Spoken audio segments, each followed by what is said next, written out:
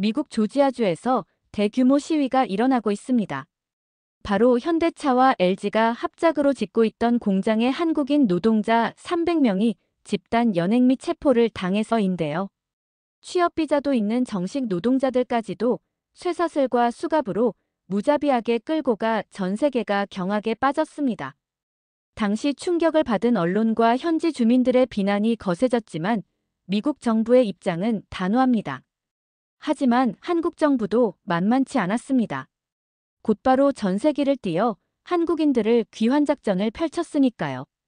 한국인 기술자들 없이 못 짓는 공장임에도 자존심 때문에 돌이킬 수 없는 선택을 한 미국. 이 지옥 같은 현장을 현지 주민의 인터뷰로 자세히 들려드리겠습니다. 이야기 들어가기 전에 대한민국을 응원하는 넥스트 코리아를 위해 구독과 좋아요 한 번씩 부탁드려요. 안녕하세요. 저는 CNN 소속 기자 포스터 해링턴이라고 합니다. 요즘 조지아주에서 일어난 비윤리적인 한국인 체포 연행 사건으로 급하게 취재를 나왔죠. 사실 비자 관련 얘기를 들었을 땐 그래도 된다라는 생각이 있었지만 조지아로 향하면서 알아본 자료에 따르면 미국의 비윤리적이고 폭력적인 권력 행사임이 드러났습니다. 그리고 현지에서 만난 미국인 노동자 마이클 씨를 만나고 생각이 달라졌습니다. 미국이 얼마나 바보 같은 짓을 저질렀는지 말이죠. 저는 20년간 CNN에서 국제 뉴스를 담당해온 기자입니다. 그동안 세계 각지의 분쟁 지역과 사건 현장을 취재하며 수많은 충격적인 장면들을 목격해왔는데요. 하지만 이번 조지아주 사건만큼 제 신념을 흔들어 놓은 일은 없었어요.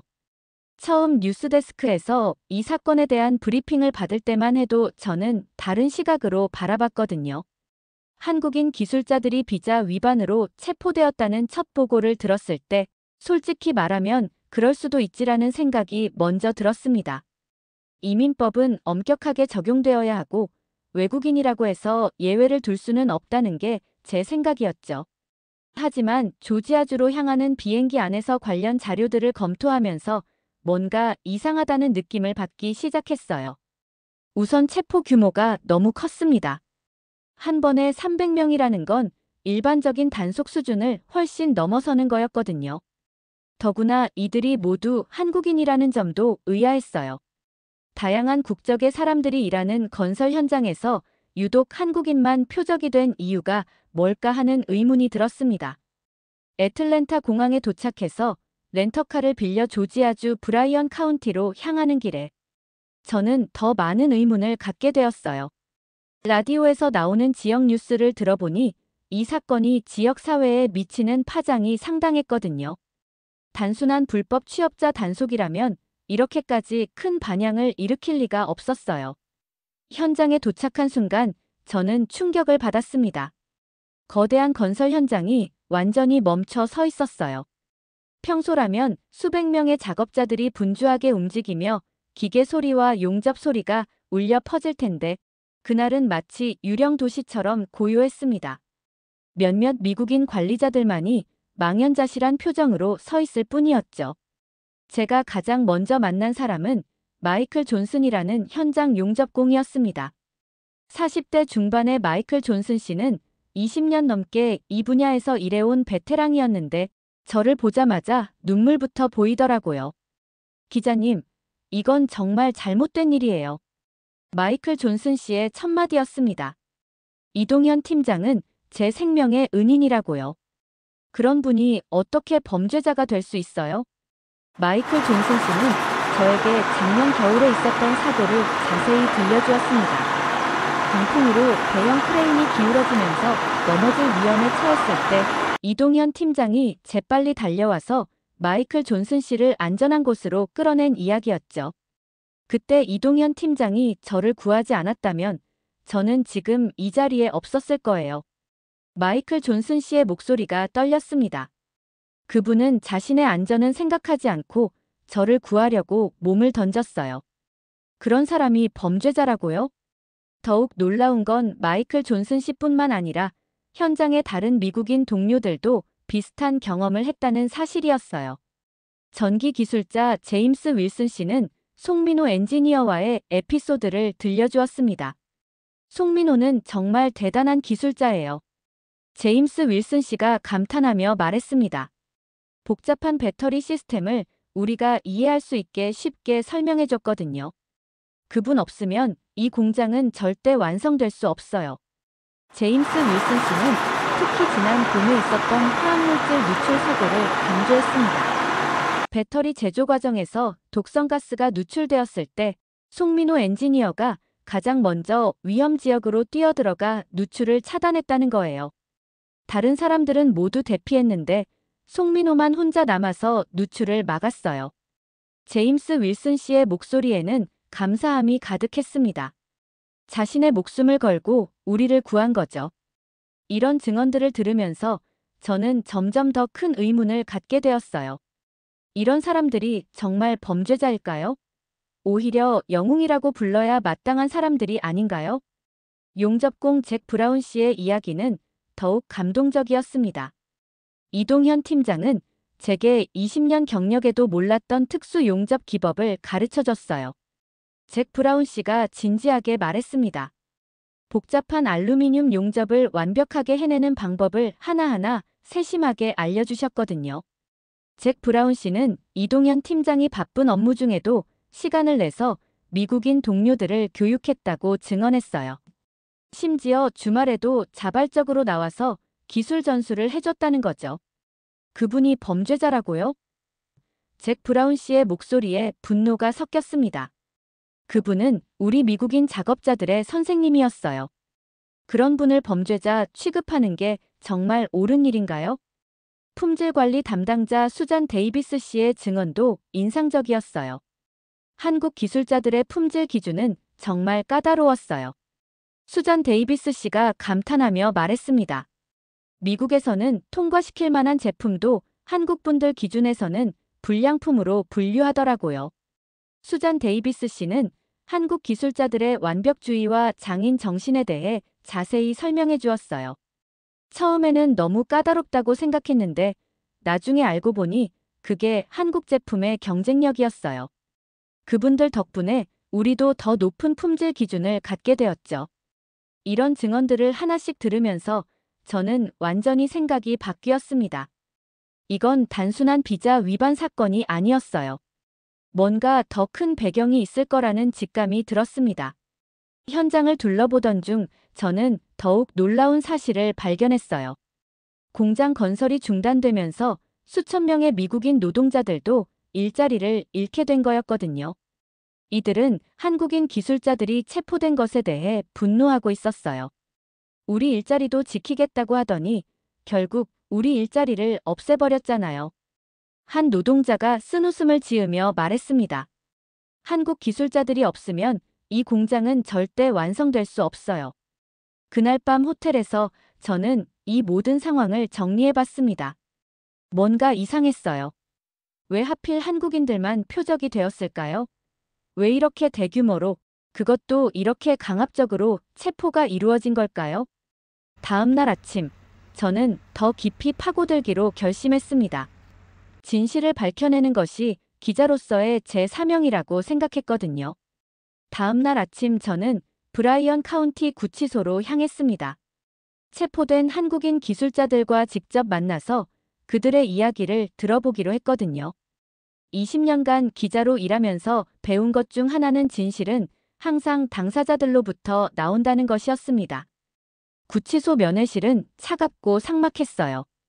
형광등의 하얀 불빛 아래서 저는 이동현 프로젝트 매니저를 처음 만났습니다.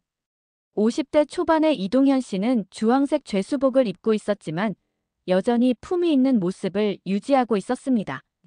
기자님, 저희가 뭘 잘못했는지 정말 모르겠어요. 이동현 씨의 첫마디였습니다.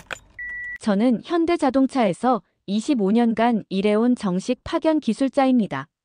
모든 서류도 투명하게 준비했고 세관에서도 문제없이 입국했거든요. 이동현 씨의 설명을 들어보니 상황이 더욱 명확해졌어요. 이동현 씨는 배터리 제조 공정의 핵심 기술을 담당하는 전문가였습니다. 특히 리튬이온 배터리의 셀 조립과 품질 관리 분야에서는 세계적인 수준의 기술력을 보유하고 있었죠. 미국 동료들도 저희를 정말 필요로 했습니다. 이동현 씨가 계속 말했습니다. 복잡한 배터리 제조 공정을 이해하려면 최소 몇 년은 걸리는데 저희가 와서 직접 가르쳐 주니까 그들도 정말 고마워했거든요. 이동현 씨는 특히 미국인 동료들과의 관계를 자랑스러워했어요. 언어는 서툴지만 기술로 소통했습니다. 위험한 상황에서는 서로를 도우며 일했죠. 그런데 갑자기 범죄자가 되었다니 믿을 수가 없어요.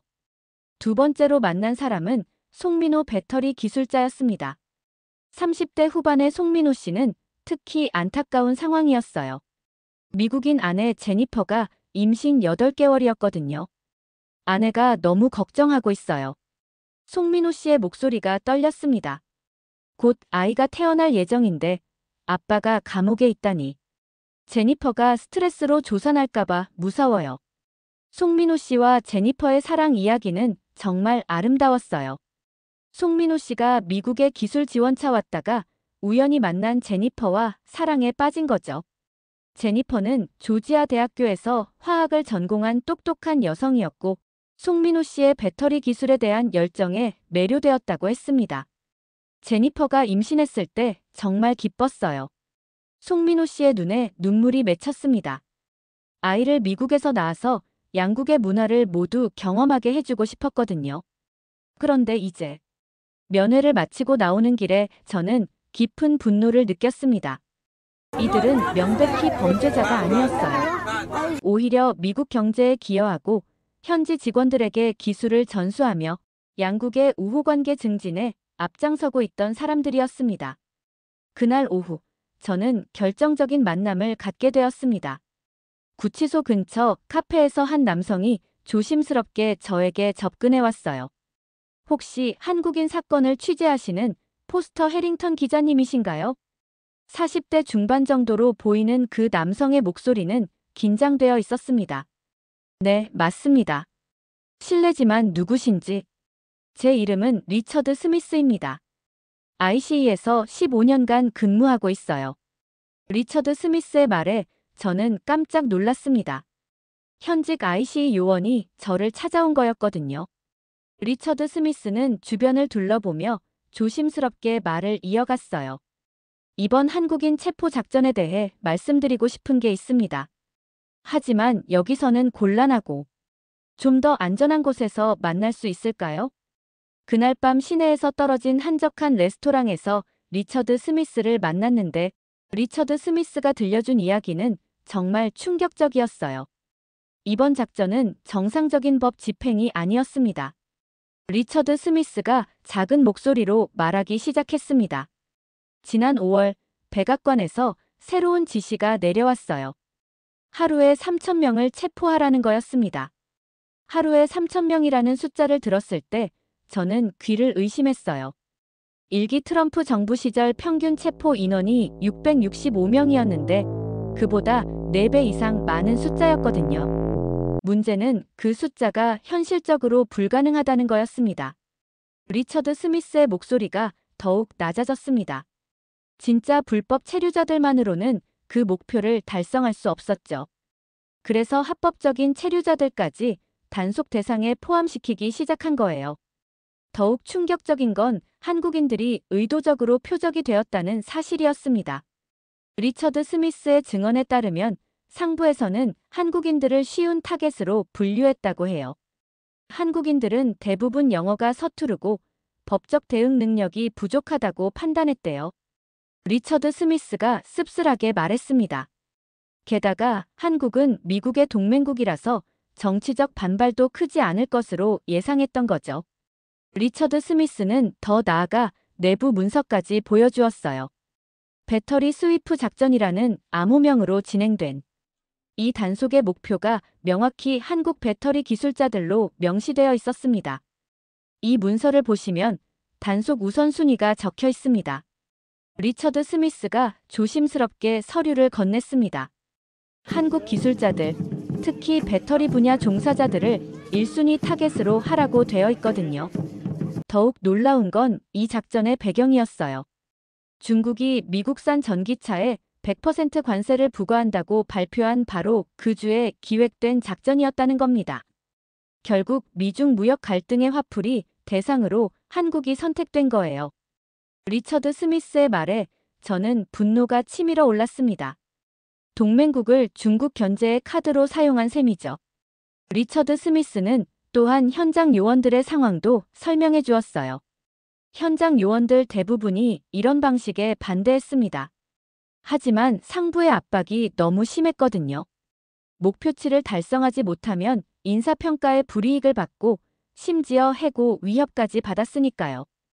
우리 요원들도 괴로워하고 있습니다. 리처드 스미스의 목소리에 자괴감이 묻어 있었습니다. 우리가 범죄자를 잡는 게 아니라 숫자를 채우는 일을 하고 있다는 걸 알고 있거든요. 이 만남을 통해 저는 이번 사건의 진실을 알 수 있었습니다. 단순한 비자 위반 문제가 아니라 정치적 목적을 위해 무고한 사람들이 희생된 사건이었던 거죠. 이동현 씨와 송민호 씨 같은 사람들이 미중 갈등의 희생양이 된 겁니다. 다음 날 아침, 저는 이 모든 정보를 정리하기 시작했어요. 이제 상황이 명확해졌습니다. 이는 명백한 인권 침해이자 동맹국에 대한 배신 행위였어요. 저는 이 진실을 세상에 알리기 위해 본격적인 보도에 들어가기로 결심했습니다. 하지만 저도 몰랐습니다. 이 진실을 알리는 것이 얼마나 어려운 일인지를 말이죠. 리처드 스미스와의 충격적인 만남 이후 저는 즉시 이 진실을 세상에 알리기로 결심했습니다. CNN 본사에 긴급 보고서를 보내고 특집 리포트 제작을 위한 승인을 받았어요. 하지만 제가 예상했던 것과는 전혀 다른 반응이 돌아왔습니다. 첫 번째 리포트가 방송에 나간 후 온라인 댓글란은 난리가 났어요. 불법은 불법이다. 외국인들이 미국인 일자리를 훔쳐갔다. 좌편향 언론의 선동이라는 반응들이 쏟아졌습니다. 특히 보수 성향의 시청자들은 제 보도를 강하게 비판했죠. 포스터 해링턴은 외국인 편드는 반미 기자다라는 댓글이 수백 개씩 달렸어요. 심지어 제 개인 이메일로도 협박성 메시지들이 들어오기 시작했습니다. 한국인들 변호하지 말라는 내용이었죠. 폭스뉴스의 한 앵커는 저를 직접 겨냥해서 이렇게 말했어요. 일부 언론에서 감정에 호소하는 보도를 하고 있지만 법 앞에서는 누구나 평등해야 합니다. 동맹국이라고 해서 예외를 둘 수는 없어요. 더욱 좌절스러운 건 동료 기자들의 반응이었습니다. CNN 내부에서도 너무 일방적인 관점 아니냐는 지적이 나왔어요. 편집장은 저를 불러서 좀 더 균형 잡힌 보도를 해달라고 당부했습니다. 하지만 정말 가슴 아픈 건 한국에서의 반응이었어요. 초기에는 한국 언론들마저 비판적이었거든요. 해외 불법 취업의 실태, 기업의 해외 인력 관리 허점 같은 제목의 기사들이 쏟아져 나왔습니다. 이런 상황에서 가장 고통받는 건 가족들이었어요. 이동현 씨의 부인 김수진 씨로부터 국제 전화가 왔습니다. 목소리가 많이 지쳐 있었어요. 기자님, 저희 집 상황이 정말 어려워졌습니다. 김수진 씨의 목소리에는 절망감이 묻어 있었습니다. 남편 회사에서 저에게 압박을 주기 시작했어요. 남편분 때문에 회사 이미지가 안 좋아졌다면서요. 김수진 씨는 대기업 계열사에서 20년 넘게 성실히 일해온 직원이었어요. 그런데 남편이 미국에서 체포되었다는 이유로 직장에서 눈치를 받기 시작한 거죠. 상사들이 직접적으로 말하지는 않지만 분위기상 사직하라는 압박을 주고 있다고 했습니다. 아이들 학교에서도 문제가 생겼어요. 김수진 씨가 울먹이며 말했습니다. 다른 부모들이 수근거리는 소리가 들려요.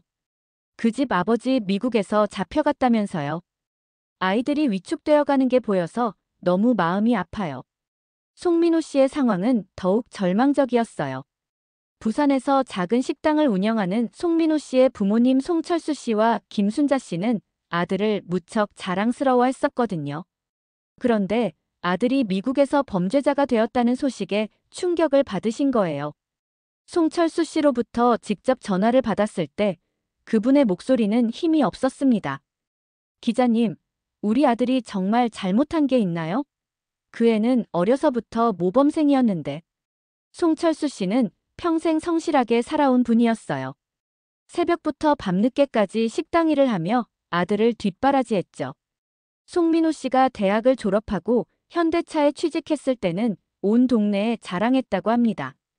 동네 사람들이 뒤에서 수근거리는 소리가 들려요. 김순자 씨의 목소리도 많이 지쳐 있었어요. 아들 자랑하며 다니던 제가 이제는 고개를 들 수가 없어요. 특히 임신한 며느리 제니퍼 때문에 걱정이 많으셨어요. 제니퍼는 송민호 씨가 체포된 후 극심한 스트레스에 시달리고 있었거든요. 병원에서는 조산 위험이 있다며 절대 안정을 취하라고 했는데 남편 소식 때문에 제대로 쉴 수도 없는 상황이었죠. 제니퍼와 전화 통화를 했을 때 제니퍼의 목소리는 많이 불안해 보였어요.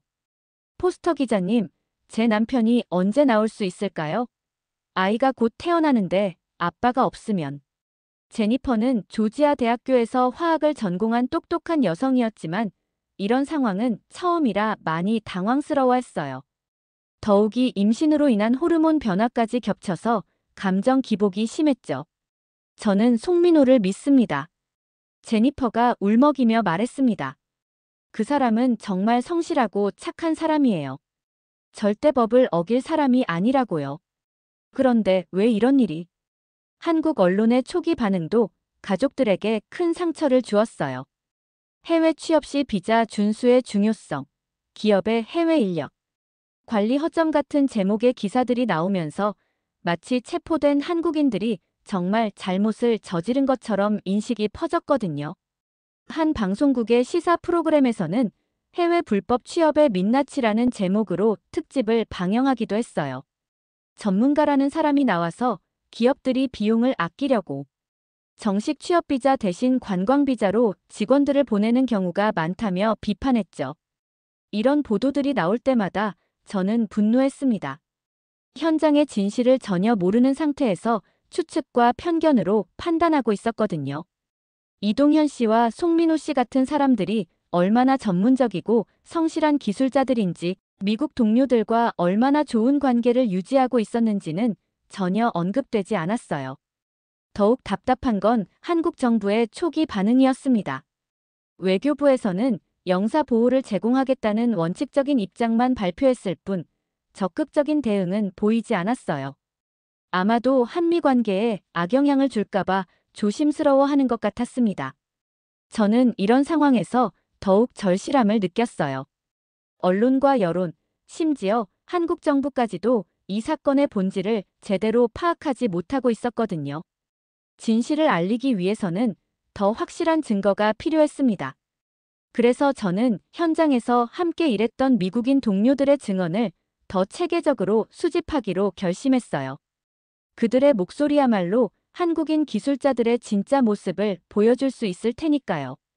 며칠 후 저는 현장 안전관리자 제임스 윌슨 씨를 다시 만났습니다. 제임스 윌슨 씨는 저를 보자마자 눈물부터 흘리기 시작해서 저는 당황했습니다. 기자님, 이건 정말 잘못된 일입니다. 제임스 윌슨 씨가 목을 매며 말했습니다. 송민호는 제 생명의 은인이라고요. 그런 사람이 감옥에 있다는 게 믿어지지 않아요. 하지만 이런 개별적인 증언들로는 여론을 바꾸기 어려웠어요. 저는 더 강력하고 체계적인 접근이 필요하다고 생각했습니다. 개별적인 증언들로는 한계가 있다는 것을 깨달은 저는 더욱 체계적으로 접근하기로 했습니다. 현장에서 함께 일했던 미국인 동료들을 하나씩 찾아가며 그들의 이야기를 녹음하고 영상으로 기록하기 시작했어요.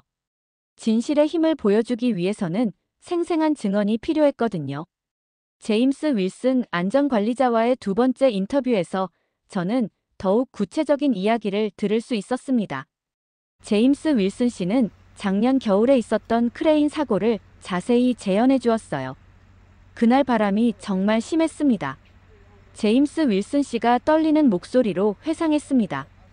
대형 크레인이 흔들리기 시작했는데 저는 위험을 제대로 감지하지 못하고 크레인 밑에서 작업 지시를 하고 있었거든요. 제임스 윌슨 씨는 그때 송민호 엔지니어가 보인 행동을 생생하게 묘사했어요. 송민호가 저를 보고 미친 듯이 달려왔어요. 제임스, 데인저 라고 소리치면서요. 그리고는 저를 안전한 곳으로 밀어냈습니다. 바로 그 순간 크레인이 넘어졌어요. 만약 송민호가 저를 구하지 않았다면 저는 지금 이 자리에 없었을 겁니다. 제임스 윌슨 씨의 눈에 눈물이 맺혔습니다. 그런 사람을 범죄자라고 부르는 게 정말 옳은 일인가요? 용접공 잭 브라운 씨의 증언은 더욱 구체적이었어요. 잭 브라운 씨는 이동현 팀장에게서 배운 특수 용접 기법에 대해 자세히 설명해 주었습니다. 20년간 용접 일을 해왔지만 이동현 팀장만큼 정교한 기술을 가진 사람은 처음 봤어요. 잭 브라운 씨가 감탄하며 말했습니다. 특히 알루미늄 배터리 케이스 용접은 정말 까다로운 작업인데 온도와 압력, 용접봉의 각도까지 모든 게 완벽해야 하거든요. 잭 브라운 씨는 이동현 팀장이 어떻게 미국인 동료들을 교육했는지 구체적으로 들려주었어요. 매주 금요일 오후에는 특별 교육 시간을 가졌어요. 이동현 팀장이 자발적으로 시간을 내서 우리에게 새로운 기술들을 가르쳐줬죠. 회사에서 요구한 것도 아닌데 말이에요. 전기 기술자 톰 윌슨 씨의 증언은 한국인 기술자들의 안전의식을 보여주었습니다. 송민호 엔지니어는 안전에 대해서는 정말 까다로웠어요. 톰 윌슨 씨가 강조했습니다. 작은 위험 요소라도 발견하면 즉시 작업을 중단하고 안전 조치를 취했거든요. 톰 윌슨 씨는 특히 지난 봄의 화학물질 누출 사고를 자세히 들려주었어요. 배터리 제조 과정에서 사용되는 전해액이 누출되면서 독성 가스가 발생했어요. 대피 명령이 떨어졌는데 송민호만 혼자 남아서 누출을 차단하려고 했습니다. 우리는 모두 안전한 곳으로 대피했는데 송민호는 방독면을 쓰고 누출 지점에 남아서 밸브를 차단했어요. 톰 윌슨 씨의 목소리가 떨렸습니다. 자신의 안전은 뒤로 하고 동료들을 구하려 한 거죠. 그런 사람이 어떻게 범죄자가 될 수 있어요? 품질관리 담당자 수잔 데이비스 씨의 증언은 한국인 기술자들의 완벽주의를 보여주었습니다. 한국 기술자들의 품질 기준은 정말 놀라웠어요. 수잔 데이비스 씨가 진심으로 말했습니다. 미국에서는 합격점을 받을 만한 제품도 한국 분들 기준에서는 불량품으로 분류하더라고요. 수잔 데이비스 씨는 한국 기술자들이 어떻게 미국인 동료들의 기준을 높여줬는지 설명했어요. 처음에는 너무 까다롭다고 생각했는데 나중에 알고 보니 그게 한국 제품의 경쟁력이었어요. 그분들 덕분에 우리도 더 높은 품질 기준을 갖게 되었죠. 화학 엔지니어 마이클 존슨 씨의 증언은 더욱 감동적이었어요. 한국 기술자들과 함께 일하면서 정말 많은 걸 배웠습니다. 마이클 존슨 씨가 진심 어린 목소리로 말했습니다. 특히 리튬이온 배터리의 전해액 조성에 관한 그들의 노하우는 정말 대단했거든요. 마이클 존슨 씨는 한국 기술자들이 단순히 기술만 전수한 게 아니라는 점을 강조했어요. 언어의 장벽에도 불구하고 소통하려고 정말 많이 노력했어요. 미국 문화를 이해하려고 애썼고 우리도 한국 문화를 배울 수 있게 도와줬죠. 송민호 씨는 제 생일 때 한국 전통차를 선물해줬어요. 마이클 존슨 씨가 미소 지으며 말했습니다. 그때 한국 차 문화에 대해서도 설명해주면서 미국과 한국이 서로 배울 게 많다고 하더군요. 기계 엔지니어 데이비드 브라운 씨의 증언은 한국인 기술자들의 헌신을 보여주었습니다. 한국 분들은 정말 성실했어요. 데이비드 브라운 씨가 감탄하며 말했습니다. 새벽 6시에 와서 밤 9시까지 일하는 건 기본이었고 주말에도 자주 나와서 일했거든요. 데이비드 브라운 씨는 특히 이동현 팀장의 리더십에 대해 칭찬했어요. 이동현 팀장은 미국인 직원들을 절대 차별하지 않았어요. 오히려 우리를 더 배려해줬죠. 복잡한 기술적 문제가 생기면 밤늦게까지 남아서 해결책을 찾아줬어요. 현장 관리자 로버트 윌슨 씨의 증언은 한국인 기술자들이 프로젝트에 미친 영향을 보여주었습니다. 솔직히 말해서 한국 기술자들 없이는 이 프로젝트가 불가능했을 겁니다. 로버트 윌슨 씨가 단언했습니다. 배터리 제조 기술은 하루아침에 배울 수 있는 게 아니거든요. 로버트 윌슨 씨는 한국인 기술자들의 기술 수준에 대해 자세히 설명했어요. 미국에서도 배터리를 만들 수는 있어요. 하지만 한국 수준의 품질과 효율성을 달성하려면 최소 10년은 걸릴 겁니다. 그런 기술을 그들이 무료로 가르쳐 준 거예요. 이런 증언들을 하나하나 수집하면서 저는 한국인 기술자들의 진짜 모습을 알 수 있었어요. 이들은 범죄자가 아니라 오히려 미국 경제와 기술 발전에 기여한 고마운 사람들이었습니다. 특히 인상적이었던 건 미국인 동료들이 한국인 기술자들을 선생님이라고 부른다는 점이었어요. 나이나 직급에 관계없이 한국인 기술자들의 전문성을 인정하고 존경한다는 의미였죠. 하지만 이런 감동적인 증언들도 초기에는 큰 반향을 일으키지 못했어요. 여전히 그래도 법은 법이다라는 반응이 대부분이었거든요. 저는 더 강력한 방법이 필요하다고 생각했습니다. 그래서 저는 이런 증언들을 편집해서 특집 다큐멘터리를 제작하기로 했어요. 한국인 기술자들의 인간적인 면모와 그들이 미국에 기여한 바를 생생하게 보여주는 것이 진실을 알리는 가장 좋은 방법이라고 생각했거든요. 다큐멘터리 제작을 준비하던 중 상황이 급변하기 시작했습니다. 한국 정부에서 마침내 강력한 대응에 나선 거예요. 외교부 장관이 직접 기자회견을 열고 우리 국민들에 대한 부당한 대우에 깊은 유감을 표한다며 강력히 항의했습니다. 하지만 진짜 폭탄 발언은 그 다음에 터졌어요. 한국 정부가 전세기를 파견해서 긴급 귀환 작전을 펼치겠다고 발표한 겁니다. 이는 사실상 우리 국민을 보호하기 위해 직접 나서겠다는 강력한 메시지였죠. 저는 인천공항에서 전세기가 출발하는 장면을 생중계로 지켜봤는데 정말 역사적인 순간이었어요. 대한항공의 대형 여객기들이 조지아주로 향하는 모습은 한국 정부의 의지를 보여주는 상징적인 장면이었습니다.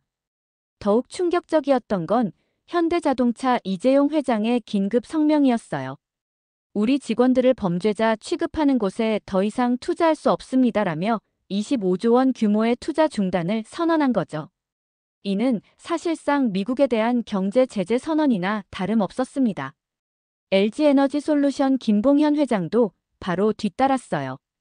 우리 기술자들의 존엄성이 지켜지지 않는다면 미국 투자를 전면 재검토할 수밖에 없다고 발표했습니다. 삼성 SDI와 SK온도 비슷한 입장을 연이어 발표했죠. 이런 발표들이 나가자마자 월스트리트가 요동치기 시작했습니다. 제너럴 모터스 주가가 하루 만에 12%나 폭락했어요. 포드는 10%, 테슬라도 8%나 떨어졌습니다. 한국 배터리 기업들과의 협력 관계 때문에 연쇄 타격을 받은 거죠. 일론 머스크의 반응은 더욱 직설적이었습니다. 한국 배터리 없으면 테슬라도 없다. 정부는 현실을 직시해야 해라고 트위터에 올린 거예요. 이 트윗은 몇 시간 만에 100만 번 이상 리트윗되면서 화제가 되었습니다. 더욱 놀라운 건 국제사회의 반응이었어요. 독일에서 가장 먼저 목소리를 높였습니다. 올라프 숄츠 독일 총리가 공식 성명을 통해 독일은 한국 기업들을 언제나 환영한다고 밝힌 거죠. 우리는 기술자들을 범죄자 취급하지 않습니다. 숄츠 총리의 이 말은 명백히 미국을 겨냥한 것이었어요. 독일 경제신문 한데스블라트는 미국의 실수, 유럽의 기회라는 제목의 사설을 일면에 실었습니다. 프랑스도 가세했어요. 에마뉘엘 마크롱 대통령이 한국 대사를 불러서 프랑스는 한국 기술자들에게 붉은 카펫을 깔아주겠다고 약속했다는 소식이 전해졌습니다. 가장 뜻밖이었던 건 일본의 반응이었어요. 그동안 한국과 경쟁 관계에 있었던 일본이 이번에는 한국 편에 선 거죠. 일본 경제산업상이 기자회견에서 우리도 미국에서 비슷한 차별을 당하고 있다며 한국에 동조하는 발언을 했습니다. 대만의 TSMC 장충모 회장도 한국 기업들의 우려를 이해한다고 공개 지지를 표명했어요. TSMC도 애리조나 반도체 공장에서 대만 기술자들의 비자 문제로 어려움을 겪고 있었거든요. 하지만 가장 충격적이었던 건 중국의 반응이었습니다. 시진핑 주석이 직접 성명을 발표한 거예요. 기술에는 국경이 없습니다. 한국의 훌륭한 기술자들을 중국은 최고의 대우로 모시겠습니다. 베이징 차이나 데일리는 미국이 놓친 한국 기술자들에게 중국은 기회를 제공하겠다는 기사를 일면에 실었어요. 중국 상무부는 더 나아가 한국 기업들에게 특별 인센티브를 제공하겠다고 발표했습니다. 네덜란드의 ASML 피터 베닝크 회장까지 나섰습니다. 우리 반도체 장비 없이는 미국도 아무것도 못 만들어요. 한국 기술자들을 부당하게 대우하는 것에 깊은 우려를 표합니다. 이렇게 되자 한국, 일본, 대만, 네덜란드, 독일이 연대하는 구도가 형성되기 시작했어요. 미국 대 글로벌 기술 동맹의 대립각이 선명해진 거죠. 미국 내부에서도 변화의 조짐이 나타났습니다. 월스트리트 저널이 우려 섞인 분석 기사를 실었어요. 미국 혼자만의 리쇼어링은 불가능하다. 글로벌 공급망에서 미국만 따로 떨어져 나갈 수는 없다는 내용이었죠. 하버드 케네디 스쿨의 조지프 나이 교수도 경고했습니다. 미국이 스스로 고립의 길을 걷고 있다. 소프트 파워로 세계를 이끌어야 할 미국이 하드 파워로만 밀어붙이고 있어. 실리콘밸리에서도 우려의 목소리가 나오기 시작했어요. 애플의 팀 쿡 최고 경영자가 내부 회의에서 한국 없이는 아이폰 생산에 차질이 생길 수 있다고 우려를 표명했다는 소식이 전해졌습니다. 구글의 순다르 피차이 최고 경영자도 글로벌 인재 확보에 차질이 생기고 있다며 정부 정책을 우회적으로 비판했어요. 제프 베이조스는 더 직설적이었죠. 혁신에는 국경이 없다. 미국은 열린 마음으로 전 세계 인재를 받아들여야 한다고 SNS에 올렸습니다. 워렌 버핏까지 나섰습니다. CNBC에 출연한 그는 한국 없이는 미국 경제도 위험하다. 이건 상식이야. 정부는 현실을 직시해야 해라고 직설적으로 말했어요. 한편 조지아주에서는 직접적인 경제 타격이 나타나기 시작했습니다. 현대차 공장 건설이 중단되면서 하루에 5천만 달러씩 손실이 발생했어요. 협력업체들까지 포함하면 피해 규모는 더욱 컸죠. 브라이언 카운티 군수 톰 스미스 씨가 워싱턴으로 직접 날아가서 항의했습니다. 연방정부가 우리 지역을 파괴하고 있습니다. 8만 개의 일자리가 위험에 처했어요. 실제로 지역 경제에 미치는 파급 효과는 즉각적이었습니다. 공장 건설이 중단되면서 수많은 하청업체들이 계약을 잃었어요.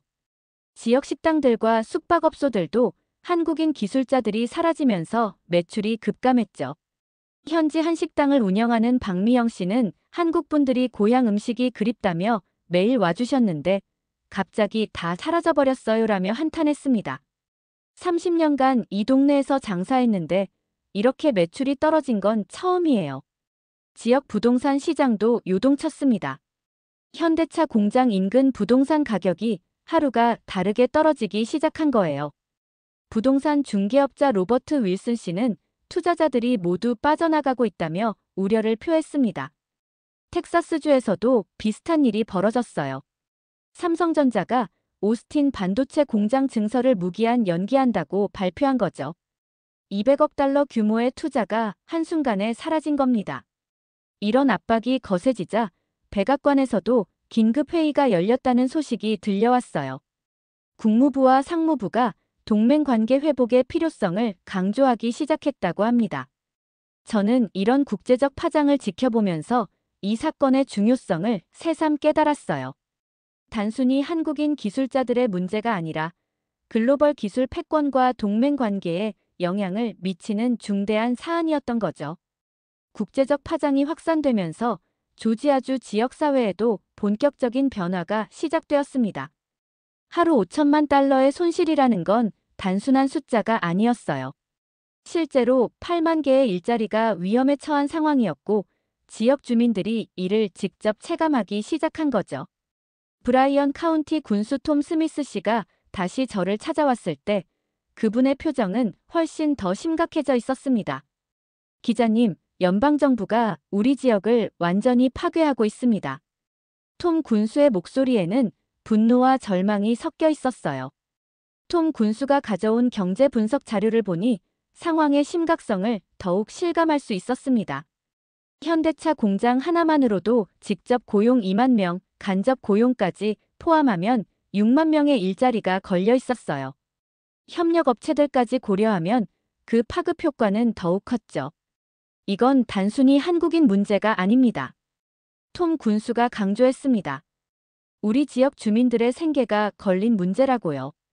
연방정부는 워싱턴에서 정책만 만들지 현장의 현실은 전혀 모르고 있어요. 실제로 지역 경제에 미치는 파급 효과는 즉각적으로 나타났습니다.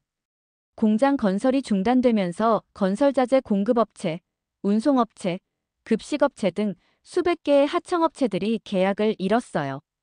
지역 상권도 직격탄을 맞았죠. 한국인 기술자들이 주로 이용했던 지역 식당들을 찾아가 보니 그 타격이 얼마나 심각한지 알 수 있었어요. 현지 한 식당을 운영하는 박미영 씨는 눈물을 보이며 하소연했습니다. 한국 분들이 고향 음식이 그립다며 매일 와주셨는데 갑자기 다 사라져버렸어요. 박미영 씨의 목소리가 떨렸습니다. 30년간 이 동네에서 장사했는데 이렇게 매출이 떨어진 건 처음이에요. 직원들 월급도 못 줄 상황입니다. 박미영 씨는 특히 송민호 씨 부부를 잘 기억하고 있었어요. 그분 부인 제니퍼가 임신하셔서 한국 음식을 자주 찾으셨거든요. 태교에 좋은 미역국이나 잡채 같은 거 해드렸는데 지금 어떻게 지내실지 정말 걱정돼요. 미국인이 운영하는 식당들도 마찬가지였어요. 메리 존슨 씨의 식당은 한국인 기술자들이 매주 금요일마다 모임을 갖던 장소였거든요. 그분들이 정말 예의 바르고 친절했습니다. 메리 존슨 씨가 회상했습니다. 미국 음식도 잘 드시려고 노력하시고 항상 고맙다고 인사하시고 그런 분들이 범죄자일 리 없어요. 지역 숙박업소들도 큰 타격을 받았습니다. 한국에서 온 기술자들의 가족이나 회사 관계자들이 자주 이용했던 호텔들이 갑자기 텅 비어버린 거예요. 브라이언 카운티의 대표적인 호텔인 조지아 인 사장 로버트 윌슨 씨는 한국 관련 고객들이 전체 매출의 30%를 차지했다며 이대로 가면 직원들을 해고해야 할 상황이라고 걱정했어요. 더욱 심각한 건 부동산 시장이었습니다. 현대차 공장 건설 소식이 알려진 후 급상승했던 부동산 가격이 하루가 다르게 폭락하고 있었어요. 공장 인근 지역에 투자했던 사람들은 하루아침에 큰 손실을 보게 된 거죠. 부동산 중개업자 데이비드 브라운 씨는 투자자들이 패닉 상태라며 매물은 쏟아지는데 사려는 사람이 없다고 한탄했어요. 현대차 공장이 정말 중단되면 이 지역은 끝장입니다. 이런 경제적 타격을 직접 체감하면서 지역 주민들의 인식이 서서히 바뀌기 시작했습니다. 처음에는 불법은 불법이다라고 말했던 사람들도 그래도 이건 너무하다는 반응을 보이기 시작한 거예요. 특히 한국인 기술자들과 실제로 접촉했던 지역 주민들의 증언이 큰 영향을 미쳤습니다. 동네 마트 사장 수잔 데이비스 씨의 이야기가 인상적이었어요. 한국 분들이 정말 예의 바르셨습니다. 수잔 데이비스 씨가 진심으로 말했습니다. 영어가 서툴러도 항상 정중하게 인사하시고 계산할 때도 정확히 하시고 그분들이 범죄자라니 믿을 수가 없어요. 수잔 데이비스 씨는 특히 이동현 씨와의 에피소드를 자세히 들려주었어요. 어느 날 그분이 한국 과자를 사려고 오셨는데 저희 가게에는 없었거든요. 그랬더니 며칠 후에 직접 한국 과자를 가져와서 나눠주시더라고요. 미국 친구들도 한국 맛을 알았으면 좋겠다면서요. 지역 교회에서도 목소리를 내기 시작했습니다. 브라이언 카운티 제1침례교회의 존 스미스 목사님이 주일 설교에서 이 문제를 언급한 거예요. 이웃을 내 몸같이 사랑하라고 성경에 나와 있습니다. 존 스미스 목사님의 설교였어요. 그런데 우리가 동맹국에서 온 사람들을, 그것도 우리 지역 경제에 기여하는 사람들을 범죄자 취급하는 게 과연 옳은 일일까요? 이 설교는 지역 사회에 큰 반향을 일으켰습니다. 종교적 가치와 인도주의적 관점에서 이 문제를 바라보는 사람들이 늘어나기 시작한 거죠. 더욱 중요한 변화는 현장에서 함께 일했던 미국인 노동자들 사이에서 일어났습니다.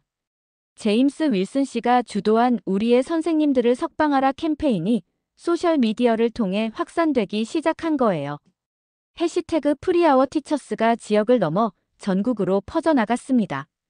현장 노동자들이 하나둘씩 자신들의 경험을 공유하기 시작한 거죠. 용접공 잭 브라운 씨는 페이스북에 이런 글을 올렸어요. 이동현 팀장은 잭의 아버지 같은 분입니다. 그분 덕분에 저는 더 나은 기술자가 될 수 있었어요. 그런 분이 감옥에 있다는 게 믿어지지 않습니다.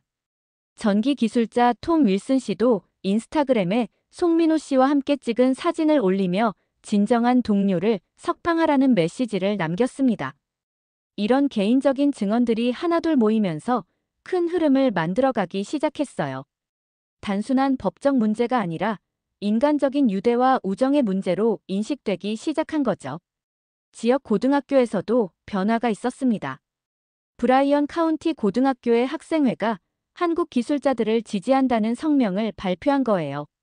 학생회장 에밀리 존슨 양은 학교에서 한국 전쟁과 한미 동맹에 대해 배웠는데 동맹국 사람들을 이렇게 대하는 건 잘못된 것 같다고 말했어요. 우리 부모님들도 일자리 때문에 걱정하고 계시는데 이 문제가 빨리 해결되었으면 좋겠습니다. 젊은 세대의 이런 목소리는 지역 사회에 신선한 충격을 주었습니다. 기성세대들도 다시 한번 생각해보게 되는 계기가 된 거죠. 지역 신문인 브라이언 카운티 헤럴드도 논조를 바꾸기 시작했습니다. 처음에는 법 집행 당국의 정당한 조치라고 보도했던 신문이 지역 경제 위기를 전면에 내세우기 시작한 거예요. 편집장 마이클 톰슨 씨는 사설을 통해 법도 중요하지만 현실도 봐야 한다며 우리 지역의 미래가 걸린 문제라고 강조했습니다. 이런 변화들이 하나둘 모이면서 조지아주 전체의 분위기가 달라지기 시작했어요. 처음에는 소수의 목소리였지만 점점 더 많은 사람들이 이건 잘못되었다는 쪽으로 기울기 시작한 거죠. 하지만 가장 큰 변화는 아직 오지 않았습니다. 진정한 전환점은 뜻밖의 곳에서 나타날 예정이었거든요. 지역사회의 변화가 확산되면서 전국적인 관심이 집중되기 시작했는데 가장 큰 변화를 가져온 건 뜻밖의 인물들이었습니다. 바로 한국 전쟁 참전 용사들이었어요. 90세의 프랭크 로버츠 할아버지가 지역 텔레비전에 출연하면서 상황이 급변하기 시작했습니다. 프랭크 할아버지는 1950년 한국 전쟁에 참전한 베테랑이었는데 그분의 증언은 정말 감동적이었어요. 나는 90세의 나이로 여기 서 있습니다. 프랭크 할아버지의 목소리는 떨렸지만 힘이 있었어요. 75년 전 한국에서 함께 싸웠던 전우들을 생각하며 말씀드립니다. 우리는 동맹을 이렇게 대해서는 안 됩니다. 프랭크 할아버지는 한국 전쟁 당시의 기억을 생생하게 들려주었습니다. 영하 40도의 추위와 굶주림 속에서도 한국 사람들은 우리를 도와주었어요. 그들의 집을 내주고 마지막 남은 음식까지 나눠주었죠. 우리는 생사를 함께하는 전우였습니다. 이 인터뷰 영상이 유튜브에 올라가자 하루 만에 100만 뷰를 넘어섰어요. 댓글란에는 할아버지 말씀이 맞다. 동맹을 이렇게 대하면 안 된다는 반응들이 쏟아졌습니다. 프랭크 할아버지의 증언을 본 다른 참전 용사들도 하나둘씩 나서기 시작했어요. 88세의 조지 밀러 할아버지는 한국 전쟁 때 내 목숨을 구해준 한국군 병사가 있었다며 눈물을 흘렸습니다. 그 은혜를 평생 잊을 수 없습니다. 조지 밀러 할아버지의 목소리에는 감정이 묻어 있었어요. 지금 구치소에 있는 한국 기술자들을 보면 그때 그 전우가 떠올라요. 우리가 이래도 되는 건가요? 80세의 윌리엄 존슨 할아버지도 가세했습니다. 한국에서 같이 싸운 미군과 한국군은 하나였어요. 같은 참호에서 밥을 나눠 먹고 서로의 목숨을 구해줬죠. 그런 나라 사람들을 범죄자 취급한다니 말이 안 됩니다. 참전 용사회에서도 공식 성명을 발표했습니다. 한국 전쟁에서 함께 피를 흘린 혈맹을 이렇게 대할 수 없다. 우리는 한국 기술자들의 석방을 요구한다는 내용이었죠. 이런 참전 용사들의 목소리는 특히 보수층에게 큰 영향을 미쳤습니다. 지금까지 불법은 불법이다라며 강경한 입장을 보였던 사람들도 동맹국에 대한 예의는 지켜야 한다며 입장을 바꾸기 시작했어요. 더욱 결정적이었던 건 현장 노동자들의 우리 선생님들을 석방하라 시위가 구치소 앞에서 실제로 열린 거였어요. 제임스 윌슨 씨와 잭 브라운 씨가 주도한 이 시위에는 수백 명의 미국인 노동자들이 참여했습니다. 이동현 팀장과 송민호 엔지니어가 없으면 우리도 일자리를 잃습니다. 잭 브라운 씨의 호소였습니다. 그분들은 범죄자가 아니라 우리의 동료이자 선생님이에요. 시위 현장에는 한국 기술자들을 석방하라, 우리의 선생님들을 돌려달라는 피켓들이 가득했어요. 참전 용사들도 휠체어를 타고 나와서 함께했습니다. 가장 감동적이었던 건 참전 용사들이 태극기와 성조기를 함께 들고 있는 모습이었어요. 한미동맹은 피로 맺어진 것이라고 적힌 현수막도 있었습니다. 한국계 미국인들도 대거 참여했습니다. 한국계 미국인 의사 데이비드 김 씨가 시위에서 한 연설이 특히 화제가 되었어요. 저의 할아버지도 한국 전쟁을 겪으셨습니다. 미군 덕분에 살아남을 수 있었다고 늘 말씀하셨어요. 데이비드 김 씨의 목소리에는 감정이 실려 있었어요. 그런 은혜를 잊지 않고 저는 미국에서 의사가 되어 이 나라를 위해 일하고 있습니다. 지금 구치소에 있는 분들도 마찬가지예요. 교회에서도 목소리를 내기 시작했습니다.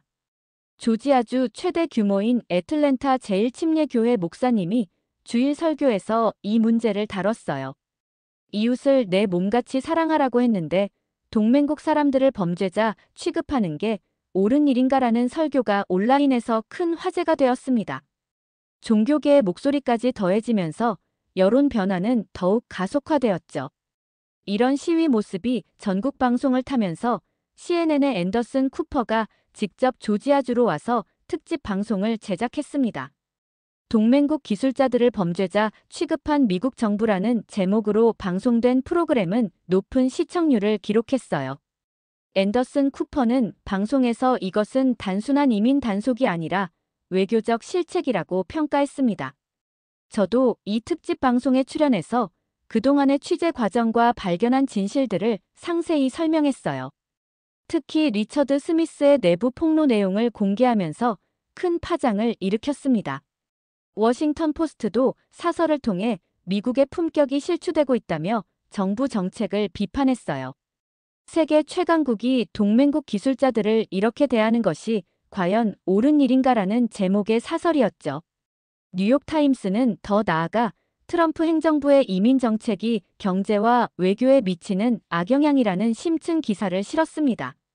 제가 확보한 내부 문서들과 증언들이 자세히 다뤄졌어요. 이런 주류 언론들의 보도가 이어지자 여론이 서서히 변하기 시작했습니다. 온라인 댓글들도 처음엔 불법이니까 당연하다고 생각했는데 자세히 알고 보니 아니었네. 동맹국을 이렇게 대하면 안 되지 같은 반응들이 늘어났어요. 여론조사 결과도 변화를 보여주기 시작했어요. 조지아주 주민의 60%가 한국 기술자들을 석방해야 한다고 답했습니다. 전국 단위로도 55%가 같은 의견이었어요. 더욱 중요한 건 공화당 지지층에서도 48%가 석방에 찬성한다는 결과였어요. 참전 용사들의 증언과 현장 노동자들의 호소가 보수층의 마음도 움직인 거죠. 공화당 내부에서도 균열이 나타나기 시작했습니다. 조지아주 출신 공화당 하원 의원 마조리 테일러 그린이 처음으로 정부 정책을 비판하고 나선 거예요. 300명의 한국 기술자를 구금하는 것이 국가 안보에 도움이 된다고요? 이건 우리 경제의 자해 행위입니다. 그린 의원의 발언은 파장이 컸습니다. 트럼프의 열성 지지자가 정부 정책을 정면 비판한 거였거든요. 텍사스주 출신 테드 크루즈 상원 의원도 한국은 우리의 중요한 동맹국이다. 이런 식으로 대하는 건 옳지 않다고 비판했습니다. 민주당은 물론 더 적극적으로 나섰죠. 하원 외교위원회가 이 사안에 대한 청문회를 개최하기로 결정했습니다. 동맹국에 대한 부당한 대우를 주제로 한 청문회였어요. 이런 정치권의 변화와 함께 언론의 프레임도 완전히 바뀌었습니다. 처음에는 불법 취업자 단속이라고 보도되던 것이 동맹국 기술자들에 대한 부당한 대우로 바뀐 거죠. 폭스뉴스마저 논조를 바꾸기 시작했어요. 한국은 우리의 중요한 동맹국이다. 좀 더 신중한 접근이 필요하다는 식으로 말이죠. 저는 이런 변화를 지켜보면서 진실의 힘을 새삼 느꼈습니다. 처음엔 아무도 믿어주지 않았지만 결국 진실은 사람들의 마음을 움직였어요. 하지만 가장 중요한 순간이 다가오고 있었습니다. 전국적인 여론 변화와 연일 계속되는 시위 속에서 마침내 워싱턴에서도 움직임이 나타나기 시작했습니다. 하원 외교위원회 청문회가 드디어 열린 거예요. 저도 주요 증인으로 출석하게 되었습니다. 청문회장에 들어서는 순간 긴장감이 느껴졌어요. 수많은 카메라와 기자들, 그리고 방청석을 가득 메운 사람들의 시선이 집중되어 있었습니다. 위원장이 첫 질문을 던졌습니다. 포스터 해링턴 기자님, 이번 사건의 본질이 무엇이라고 생각하십니까? 이것은 단순한 이민 단속이 아닙니다. 제가 분명히 답했습니다. 정치적 실적을 위해 무고한 동맹국 국민들이 희생된 사건입니다. 더 중요한 것은 이들이 범죄자가 아니라 미국 경제에 기여하는 소중한 인재들이라는 점입니다. 민주당 의원들은 저를 지지하는 질문들을 했고 공화당 의원들도 예상보다 우호적이었어요. 특히 조지아주 출신 의원들은 지역 경제 회복을 강조하며 빠른 해결책을 촉구했습니다. 청문회의 하이라이트는 리처드 스미스의 증언이었어요. 현직 IC 요원으로서 내부 상황을 공식적으로 증언한 거죠. 하루 3,000명 체포 지시는 현실적으로 불가능한 목표였습니다. 리처드 스미스의 증언이었습니다. 그래서 합법적인 체류자들까지 단속 대상에 포함시킬 수밖에 없었어요. 우리 요원들 중에서도 이런 방식에 반대하는 사람들이 많습니다. 리처드 스미스는 더 나아가 배터리 스위프 작전의 구체적인 내용까지 공개했어요. 한국인들을 의도적으로 표적화한 이유는 쉬운 타겟이라고 판단했기 때문입니다.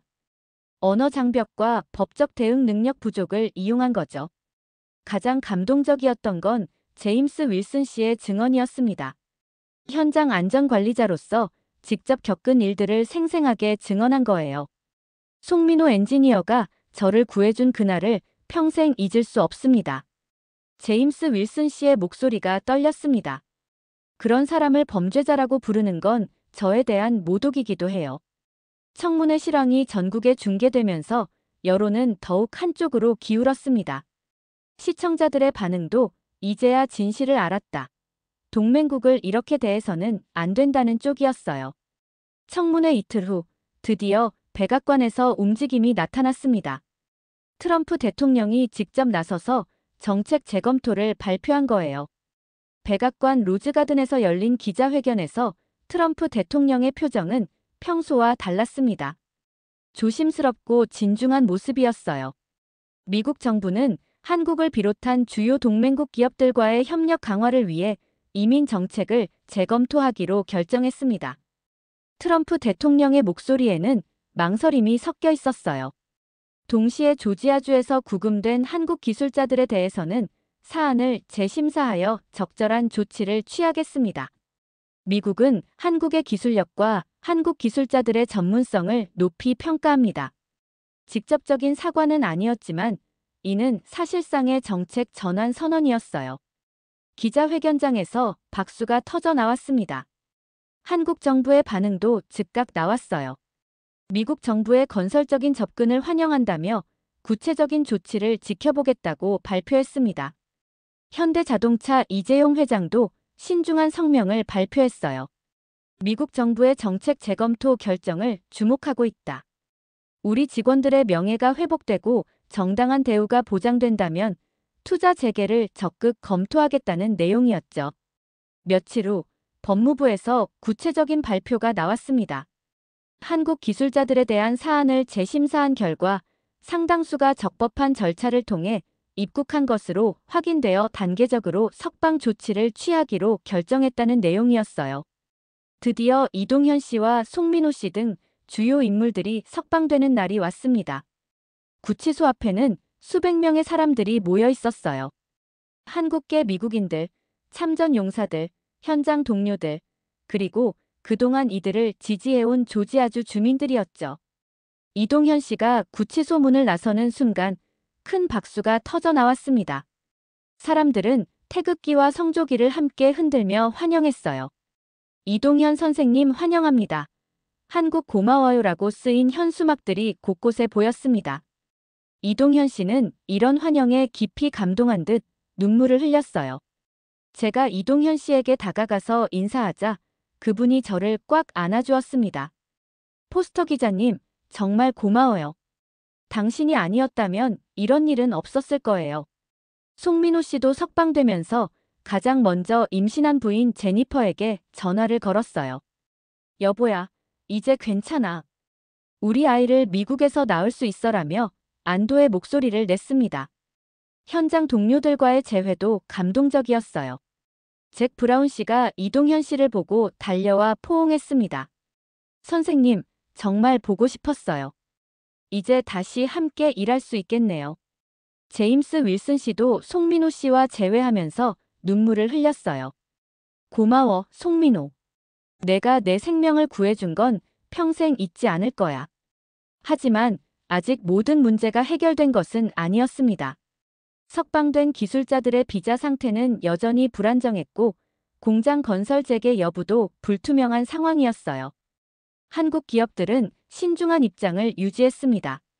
미국 정부의 구체적인 후속 조치를 지켜본 후 투자 재개를 결정하겠다는 것이었죠. 한 달 후 희망적인 소식이 들려왔습니다. 송민호 씨의 아들이 무사히 태어난 거예요. 제니퍼가 건강한 아들을 출산했다는 소식이었죠. 송민호 씨 부부는 아이의 이름을 포스터라고 지었습니다. 저의 이름을 따서 말이에요.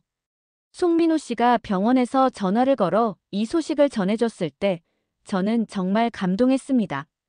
기자님이 아니었다면 우리 아이가 아빠 없이 태어났을지도 몰라요. 송민호 씨의 목소리에는 감사함이 가득했습니다. 우리 아이가 커서 이 이야기를 들으면 정의를 위해 싸워준 포스터 삼촌을 자랑스러워할 거예요. 지금도 상황은 계속 변화하고 있습니다.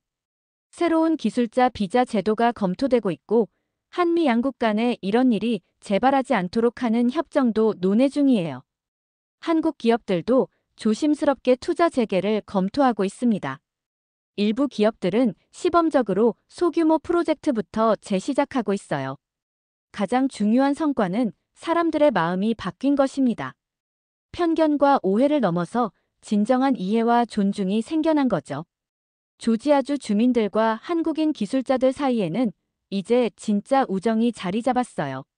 저는 이 모든 과정을 지켜보면서 많은 것을 배웠습니다. 진실은 비록 시간이 걸리더라도 결국 승리한다는 것, 그리고 정의를 위한 싸움은 결코 헛되지 않는다는 것을 말이죠. 앞으로도 미국과 한국 사이에는 여러 문제들이 있을 수 있습니다. 하지만 이번 사건을 통해 보여준 연대와 우정의 힘이 있다면 어떤 어려움도 극복할 수 있을 거라고 믿어요.